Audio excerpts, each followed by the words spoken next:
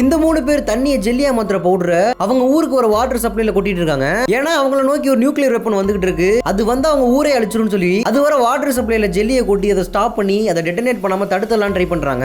ஆனா அந்த பவுடர் தண்ணியில கொட்டியுமே அது ஜெல்லியா மாறல. அது ரொம்பவே ஸ்லோ ப்ராசஸா இருக்கு. ஆனா அந்த மிசைல் அவங்க ஊரை நோக்கி வந்துகிட்டே இருக்கு. அதனால அங்க இருந்த ஒருத்தன் அந்த தண்ணிக்குள்ள குதிச்சு அந்த ஜெல்லி பவுடர் தண்ணியில கலக்கனா அந்த தண்ணி ரொம்ப ஃபாஸ்டா ஜெல்லியா மாறிடும் நினைக்கிறான். அவன் நினைச்ச மாதிரி அந்த தண்ணி ஜெல்லியாவே மாறிடுது. பட் அது இப்படி ஜெல்லியாவே மாறினால அவனால சுத்தமா அசைய முடியல.